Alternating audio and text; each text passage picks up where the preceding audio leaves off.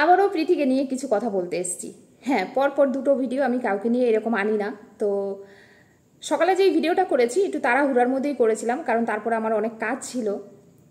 তখন আমি কমিউনিটি পোস্টটা দেখেছি, নিজের থেকে চিন্তা ভাবনা যেইটুকু করার সেইটুকু করেছি, গভীরভাবে কিছুই ভাবিনি। তো কমিউনিটি পোস্টটা আবার এখন সুন্দরভাবে পড়লাম, তারপর মনে হলো দু চারটা কথা বলা বোধহয় উচিত। প্রীতিকে প্রশ্ন করলে প্রীতি উত্তর দেবে না, এইটুকু আমি জানি। কিন্তু তুমি যখন উত্তরই দেবে না বা তোমার কোনো ভিডিও করার শখ নেই, তাহলে তুমি কমিউনিটি পোস্টটা কেন দিলে প্রীতি? কেন দিলে? এর আগে দেখেছো তোমার একটা ছোট্ট, তুমি যখন ঝামেলাই চাও না, তুমি দীপিকার সাথে তোমাকে নাকি উস্কাচ্ছে দীপিকা, তোমাকে যতই উস্কাক তুমি কিচ্ছু বলবে না, কারণ তুমি অনেক ধৈর্য বাড়িয়েছো। কারণ সেই প্রীতি আর এখন নেই। হ্যাঁ, আমিও ভিডিওতে এখন একটা কথাই বলি, যে এই মেয়ে শিল্পীকে তোমরা হাজারো নেগেটিভ কমেন্ট করে আর ভাঙতে পারবে না, কারণ এই মেয়ে শিল্পী না ভেঙে গুড়ে ধুলা হয়ে আবার নিজেকে গড়েছে। তো হ্যাঁ, আমরা আঘাত পেতে পেতে না, যখন খুব পরিমাণ আঘাত পেয়ে যাই, একটা সময় নিজেদের এমন করে তৈরি করি, তখন আর আমাদের কেউ হার্ট করতে পারে না, আমাদের ওই আঘাতটা আর আমাদের গা অবধি পৌঁছাতে পারে না। তো ধরতে পারলাম তোমার বাড়িতে অনেক কিছু হয়েছে, তোমার ফ্যামিলিতে অনেক কিছু হয়েছে, যার জন্য তুমি এতটা সয়েছো যে আজকাল আর সেই প্রীতিকে ধ্বংস করা যাবে না। তারপরেও বলবো, তুমি তো কোনো ঝুট ঝামেলাই চাও না, তাহলে কেন কমিউনিটি পোস্টটা দিয়েছো? আর পোস্টার মধ্যে এমন কিছু কথা লিখেছো, পাবলিক কিন্তু আবার সেই দীপিকার দিকেই আঙুলটা তুলবে। এর আগে একটা কথা, তোমার শুধুমাত্র একটা কথায় কিন্তু দীপিকাকে আর দীপিকার মাকে ছিঁড়ে খেয়েছে পাবলিক, আর তুমি কি সেটারই ফায়দা নিচ্ছ? কথাটা বলতে বাধ্য হচ্ছি প্রীতি, তুমি খুব প্রিয় আমার, কিন্তু এই কথাটা বলতেও আমার খারাপ লাগছে। তুমি কি ওইটারই ফায়দা নিচ্ছ যে আমার ফলোয়ার বেশি বা আমার ফ্যান ফলোয়ার বেশি, আমাকে সবাই ভালোবাসে, আমি যেটাই করব পাবলিক আমাকে বুঝবে, আর সেটারই ফায়দা নিচ্ছ? তুমি ভিডিও করে পাবলিকের কাছে নিজেকে ছোট করতে চাইছো না, যেন পাবলিক এইটা না বলতে পারে যে প্রীতি মণ্ডল ভিডিও করে ফ্যামিলি কিটসে বিক্রি করে তারপরে ইনকাম করছে। তোমার ইমেজটা তুমি ভালো রাখছো, এদিকে তুমি দীপিকাকে কিন্তু পিঞ্চ করে যাচ্ছ। আমি বলবো না দীপিকা ভালো, কারণ দীপিকা কিছু কিছু ভিডিওতে এমন এমন কিছু প্রমাণ দিয়েছে, আর এমন এমন কথা তুমিও তোমার কমিউনিটি পোস্টে তুলে ধরেছো, সেইগুলো যদি সত্য হয় তাহলে বলবো দীপিকাও প্রচণ্ড চালাক। তোমরা দুজনই পড়ে গেছো প্রচণ্ড চালাক। দীপিকা যেমন চালাক, তুমিও তেমন চালাক। অ্যাকচুয়ালি কি বলো তো, রেশারেশিটা তখনই বেশি হয় যখন দুজনেই সমান খেলোয়াড় পড়ে যায়। তোমরা এখানে খেলোয়াড় সবাই সমান, রণও বোকা নয়, তুমিও বোকা নও, দীপিকাও বোকা নও। ফাঁকের থেকে কি হচ্ছে বলো তো, পাবলিক খুব ইমোশনাল হয়ে যাচ্ছে। পাবলিকের মনে হচ্ছে আরে বাবা, প্রীতি মণ্ডলকে কত কষ্ট যেন দিয়েছে রনের বাড়ির থেকে, কারণ তুমি ক্লিয়ার করে বলছো না যে তোমাকে কি কষ্ট দিয়েছে, তবে দিয়েছে তো কিছু, নয়তো তুমি এই কথাগুলো বলতে পারতে না। আর এদিকে দীপিকাও এমনভাবে কথাগুলো বলছে, মনে হচ্ছে যে আজকে ভাই বোনের যে ঝগড়াটা বা গণ্ডগোলটা, সেটাতে কোথাও না কোথাও তুমি দায়ী। তোমার জন্য আজকে তাদের পরিবারে শান্তি নেই। যেই পরিবারে ভাই বোনের মধ্যে এত বন্ডিং ছিল, এত মিল ছিল, সেই ভাই বোনের সম্পর্কটা একেবারে ভেঙে তছনছ হয়ে গেছে। আজকে দিদি অসুস্থ হয়ে পড়ে থাকলো, ভাই একবার খোঁজও নিচ্ছে না, একবার দেখা করার প্রয়োজন মনে করছে না। তো ব্যাপারটা একবার বুঝতে পারছো? আমরা একটা জিনিস জানি সবসময়, তার আগে আমি পরিচয়টা দিই। Hello friends, welcome back to my channel me শিল্পী। আশা করি তোমরা সবাই ভালো আছো, আমি ভালো আছি। যে কোনো ঝগড়া, ফ্যামিলিগত ঝগড়া, আমি শুধুমাত্র পাবলিকের কাছে ভালো হব বলে, কারণ প্রীতির হয়ে বললে আমাকে সব পাবলিক ভালো বলবে, প্রীতির ফ্যান ফলোয়ার বেশি, ওইভাবে ভিডিও করি না, যার জন্যই কথাগুলো বলছি। আজকে তুমি ডবল গেম খেলছো। গেম নয় কি এটা প্রীতি?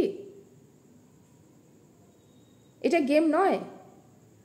তুমি ভিডিও করছো না, অথচ যেই কথাগুলো তুমি ভিডিওতে বলতে সেই কথাগুলো তুমি কমিউনিটি পোস্টে বলছো।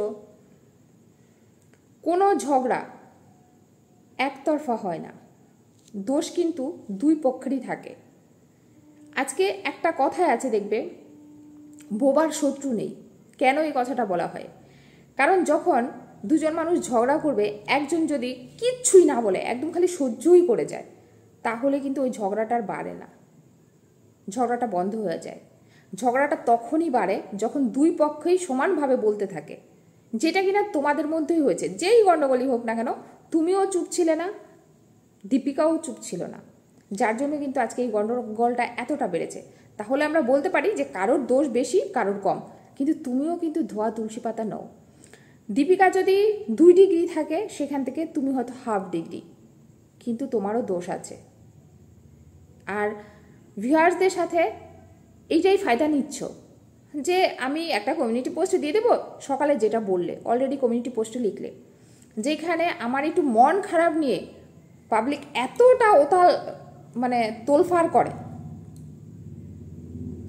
সেইখানে যদি শুনতে পারে যে প্রীতির উপর অত্যাচার হয়েছে, রায়বাহিনী ননদিনী আমি কি মুখটা খুলবো, আমার উপর কতটা অত্যাচার হয়েছে, তো এইটা শুনলে পরে পাবলিক কি না কি করতে পারে।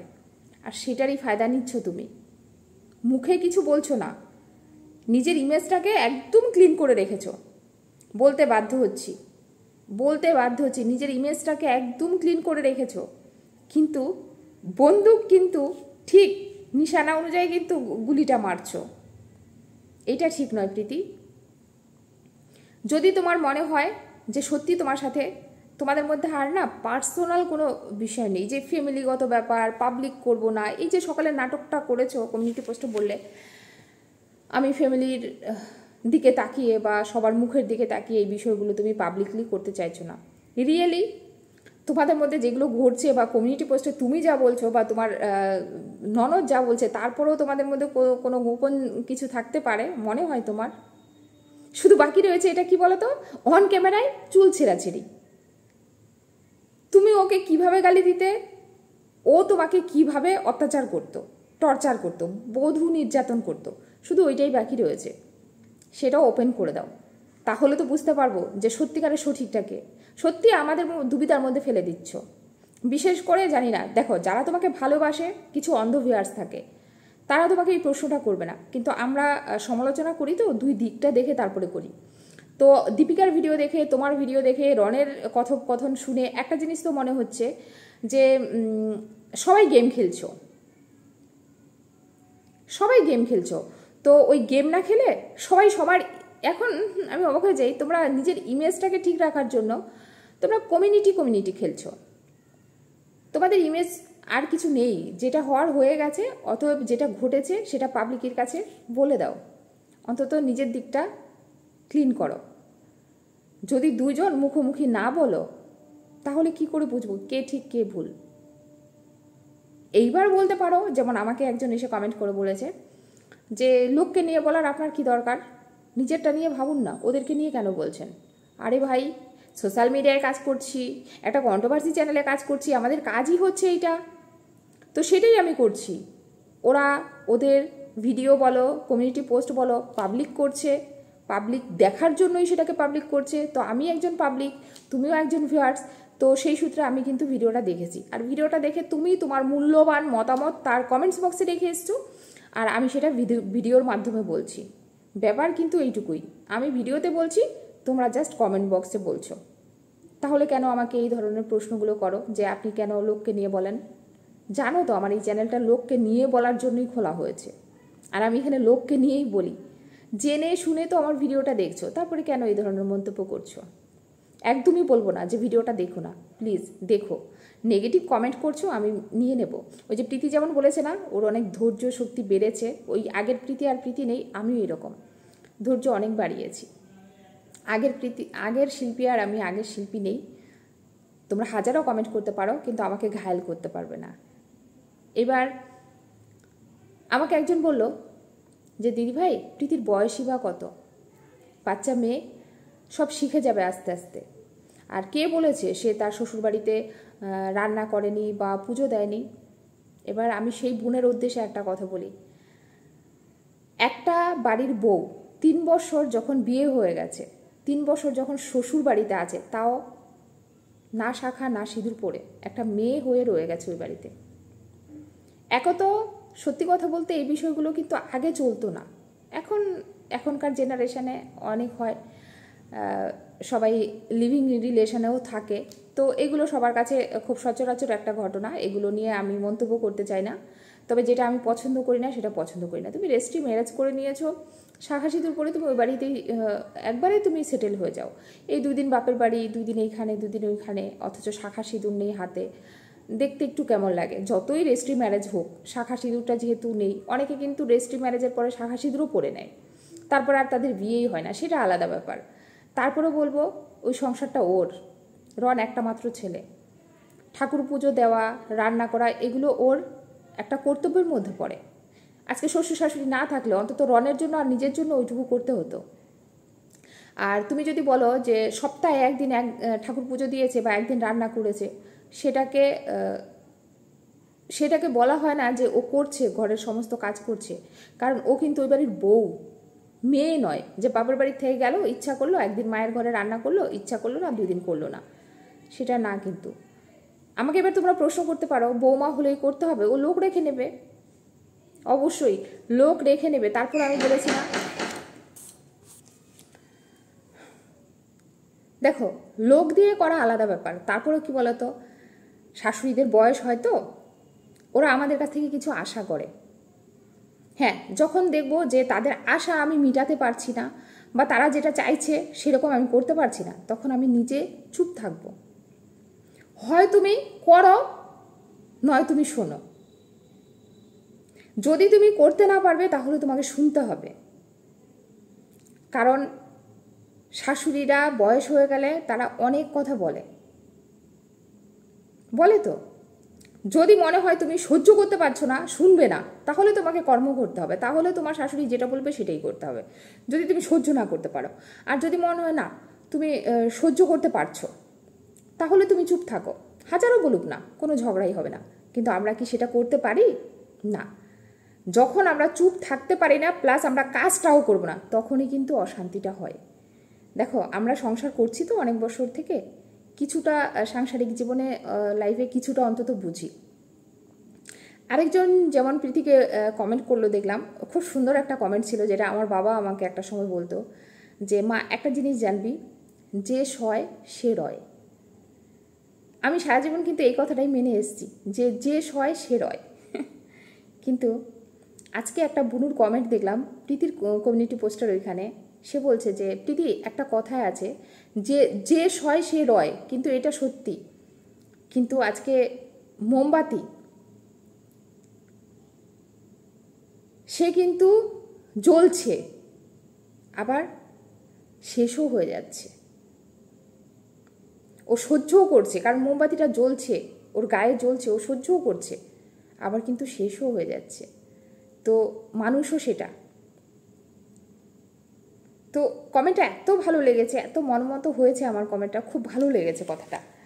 সবসময় সহ্যও করতে নেই, তবে প্রতিবাদ করার অনেক রকম উপায় থাকে, এক একজন এক এক রকম উপায় অবলম্বন করে।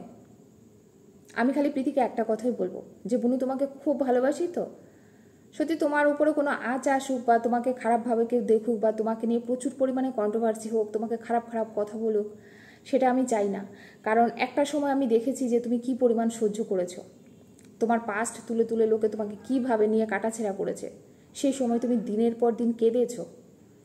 কিন্তু ওই সময়টায় কিন্তু এই তোমার শ্বশুরবাড়ির লোক কিন্তু তোমাকে সাপোর্ট করেছে, সাথ দিয়েছে। আজকে এমন অনেক ফ্যামিলি আছে তোমার যে অতীতটা আছে সেটা নিয়ে হয়তো একসেপ্ট করতো না। আমি জানি রনের জন্য তুমি বেস্ট, বরং তোমার মতো মেয়ে রন ডিজার্ভ করে না। মানে তুমি যেমনি সুন্দরী, গুণবতী, সত্যি মিষ্টিভাষী, ব্যবহার ভালো, তোমার মতো মেয়ে প্রত্যেকটা মা বাবাই চাইবে। তুমি একটা লক্ষ্মীমন্ত মেয়ে।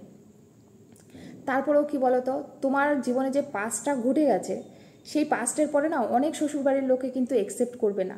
আবার অনেক শ্বশুরবাড়ির লোক ভাবে ধর যা হয়েছে হয়েছে, ওইটা ওর পাস্ট, বর্তমানে ও কেমন চলছে, বর্তমানে আমার ছেলের সাথে কেমন আছে, সেটাই হলো মেন কথা।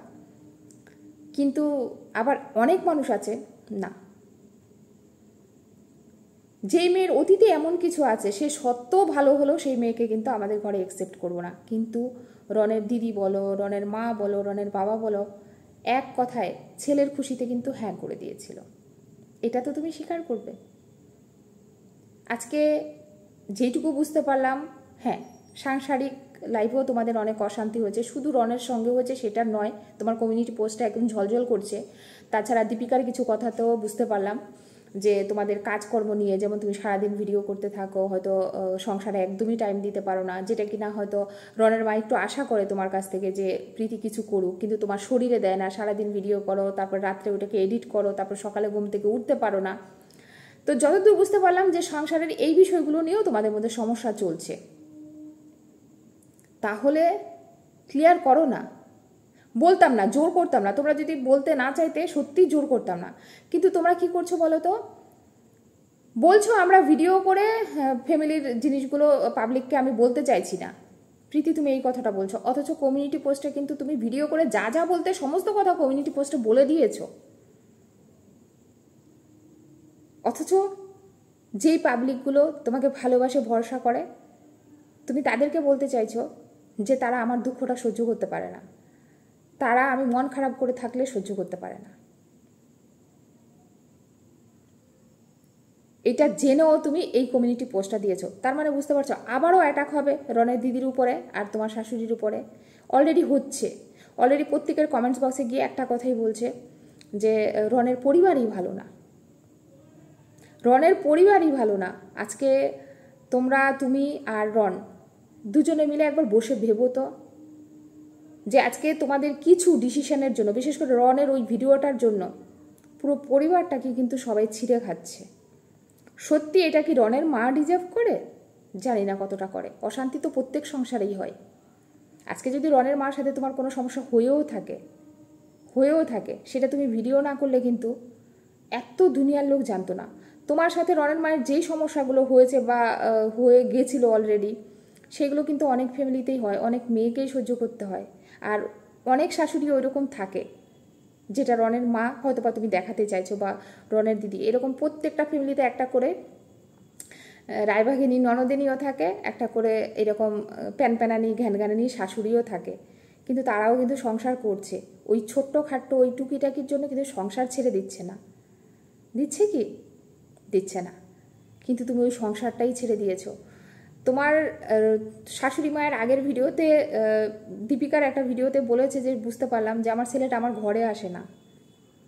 তার মানে তুমি যখন বাপের বাড়ি চলে গেছো, রন হয়তো ছটফট করতো, বাড়িতে ঢুকতো না, মদ খেত, হয়তো মাঝে মধ্যে ছুটে ছুটে তোমার কাছে যেত, যেটা কিনা তোমার শাশুড়ি মা খবর পেত। ভিডিও দেখে যেহেতু খবর তো পাবেই, সেগুলো নিয়ে কষ্ট পেত যে একটা ছেলে বিয়ে দিলাম, তাও ওই দেখো বৌমাও বাপের বাড়ি চলে গেছে আর ছেলেও ঘরে আসে না। একটা চাপা কষ্ট তো থাকে, তাদের দিকটা একবার দেখো। আর এই হচ্ছে তোমাকে মানসিকভাবে ওরা কষ্ট দিচ্ছে, বা এখনও দিচ্ছে, বা আগেও দিয়েছে, তো ক্লিয়ার করো না ভাই। আমরা সত্যিকারে বুঝতে পারি যে কে ঠিক কে ভুল। তোমরা বললেও এখন আমরা কন্টেন্ট করব, তোমরা না বললেও কন্টেন্ট করব, কারণ ওই যে কমিউনিটি পোস্ট আর দীপিকার ভিডিও, এটার থেকে তো অনেক কথা তোমরা বুঝিয়ে দিচ্ছ। আজকে তোমার এই কমিউনিটি পোস্টের জন্য আবার অ্যাটাক হবে তোমার শাশুড়ি মায়ের উপরে, পুরো তোমার রনের পরিবারের উপরে আঙুল উঠবে। আর জানি না আমি, রন ওই বাড়িরই ছেলে হয়ে যতই খারাপ থাক বাবা মা, আমার কিন্তু তোমার শাশুড়ি মায়ের ওই কথাটা মনে পড়ে যে যেমন দীপিকা আমার মেয়ে, রনও কিন্তু আমার ছেলে। আমি কাউকে কেটে বাদ দিতে পারবো না, দুজনেই আমার সন্তান, কাকে বাদ দেবো? আমার কোথাও না কোথাও তোমার শাশুড়িকে কিন্তু খারাপ মনে হয় না প্রীতি, জানো তো? ওই মানুষটাকে আমার খারাপ মনে হয় না। জানি না, তোমার শ্বশুরকে খুব ভালোভাবে দেখিনি ভিডিওতে, কোনো কথা ওরকমভাবে শুনিনি। হয়তো তোমার শ্বশুর একটু রুড আছে ভিডিওতে, কল রেকর্ডিংয়ে যেইটুকু শুনেছি, কিন্তু তোমার শাশুড়ি কিন্তু খুবই শান্ত, ইনোসেন্ট। অথচ ওই মানুষগুলোকে কিন্তু নিত্যদিন শুনতে হবে তোমার এই কমিউনিটি পোস্টের জন্য। তো যেটাই করছো ভেবেচিন্তে করছো তো? নিজের ইমেজ মানে ক্লিন রাখার জন্য মনে হচ্ছে না যে তোমার পরিবারকে কোনো না কোনোভাবে তুমি আবার সেই ট্রোলে ফেলে দিচ্ছ? তুমি বলতে চাইছো যে আমি ফ্যামিলিকে সোশ্যাল মিডিয়ায় ন্যাঙ্গা করবো না, অথচ কমিউনিটি পোস্টে কিন্তু তুমি সেটাই করছো ইনডাইরেক্টলি। বলতে বাধ্য হলাম প্রীতি, কিচ্ছু করার নেই, যেটা ভিডিও দেখে বুঝেছি সেটাই বললাম। তো চলো ফ্রেন্ডসরা, তোমরা অনেকেই হয়তো নেগেটিভ কমেন্ট করবে, বাট কিছু করার নেই ভাই, চোখ অন্ধ, মানে অন্ধ হয়ে ভিডিও করতে পারবো না, যেটা মনে হবে সেটাই বলবো। একবার ভেবে দেখো, তোমরাও বুঝতে পারবে বিষয়টা। তাই বলে আমি এটা বলছি না যে প্রীতি খুব খারাপ, কিন্তু একটা চাল তো চালছে ও। চলো, সবাই ভালো থেকো, সুস্থ থেকো, দেখা হবে একটা নতুন ভিডিওর সাথে। ততক্ষণে সবাইকে গুড নাইট, শুভরাত্রি, অনেক অনেক ভালোবাসা।